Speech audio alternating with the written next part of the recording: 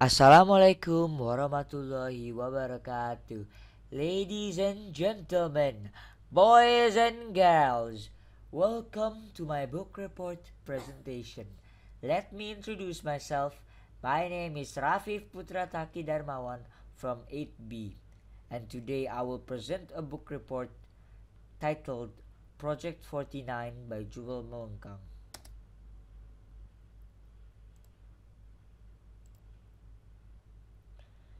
Introduction.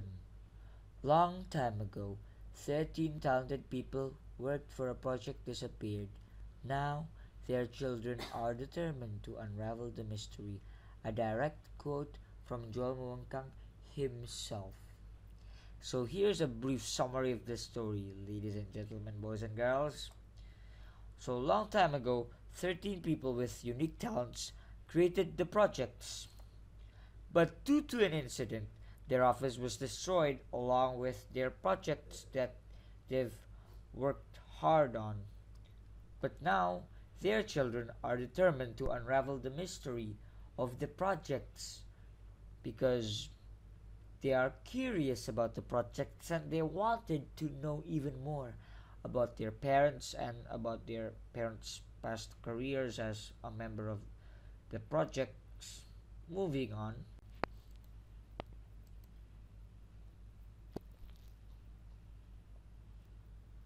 Now we go on to the settings of places. First up, we have the forest. So the forest is a place where Andrew Hudson finds his daddy's first project named the Pegasus. I'll explain who and what is the Pegasus in the next few slides. So next up, we have the city. The city is a place where Clarine, Eve, and Jordan Locks live. Also a place where they solve mysteries about the projects and what's going on in their city. Oh.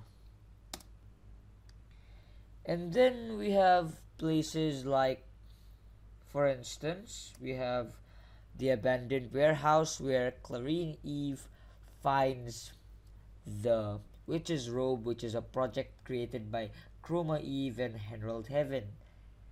It was titled The Witch's Robe because it has so many chemical reactions. Here we have the Skyscraper Mall. The Skyscraper Mall is the place where Jordan Locks had a meeting with the people who were involved with the projects. They talked about everything in that meeting, from the projects, from their life, from what's wrong with the projects, and everything you can think of about the projects. Here we have the settings of time, ladies and boys, gentlemen and ladies, and probably your pet if your pet were watching my presentation. Here we have the settings of time. I think the time is around the 21st century, if I'm not mistaken, because there's a proof, which is the items that were in the novel were basically 21st century items like prosthetic legs, computers, skyscraper malls, cell phone, flash disk, offices with computers, and there's more items that I can't really fit into this slide, but my point is it was somewhere in the 21st century. Now we head on to the characterizations of the novel. First, we have Andrew Hudson. He is the son of Stephen Hudson. He was curious about the projects and he was adventurous, daring. He wanted to find, what does it like to live in a new place? That's why he moved from the city to his new job, finding lost animals in the British Columbian Zoo. Next up, we have Stephen Hudson's. Andrew Hudson's dad. He was smart and creative. That's why he intended to make the projects in the first place. He was a genius. Probably as smart as Einstein would be, but yeah, it was a good character, in my opinion. even though he's just starring the prequel. I mean the prologue. Here we have the Pegasus.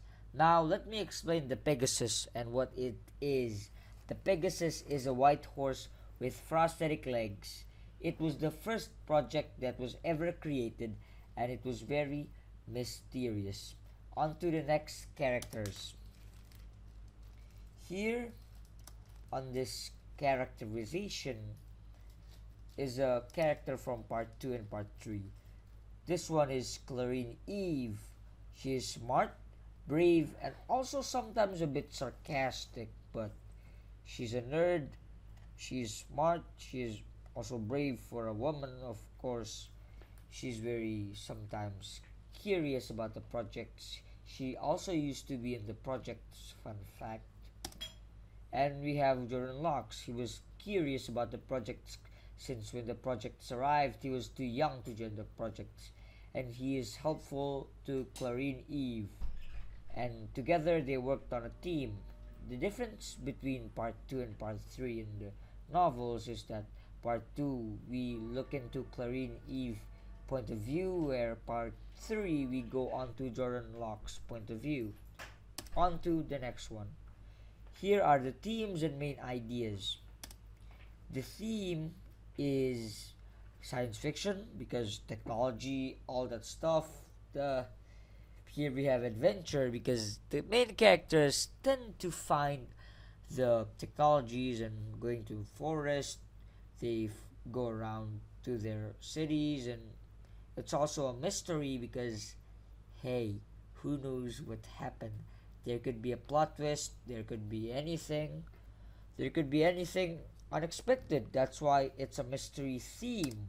So the main ideas of the novel is that some talented people made tons of projects, then a fire came, they go bye-bye, but their children's are still finding the projects because they are curious and determined to solve the mystery. Now we go on to the moral values. Firstly, you must never give up. Like the children of those who joined the projects, they never give up looking for clues about what is the projects. First, never stop dreaming. Alright, this is second one. So you never stop dreaming. Alright? Stop dreaming is a bad decision because you stop on having dreams. Like if you stop dreaming, you'll never have anything, you never achieve anything. The members of those projects, they never stop dreaming because they think about technologies, inventions, every cool stuff like that. So we must always try to create, innovate, and invent something because we want to be an inventor, because creativity and all that stuff is good for the development of mankind. It's good to create something, use your brain, not just follow someone. And the last is be a creator and don't just be a follower.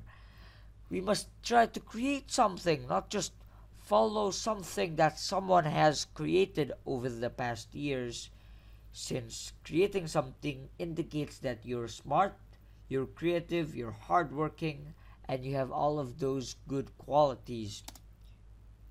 And the conclusion of the novel is that, firstly, this book was suitable for all ages. Sure, it was a bit complicated here and there, but there's no bad part. Every part is good, so I think it was suitable for all ages. And then this book has an amazing, but then again, very complicated plot. So some people that may not understand the plot, yeah, I recommend you find another book. But I really recommend this book to those who wanted a good storyline, who wanted a novel out of the box, because it has a very interesting storyline, good morale, and a good concept. And thank you very much, ladies and gentlemen, and animals if you're seeing my presentation. And thank you, everyone and everything who has seen my presentation. I hope you all have a good day. Wassalamualaikum warahmatullahi wabarakatuh.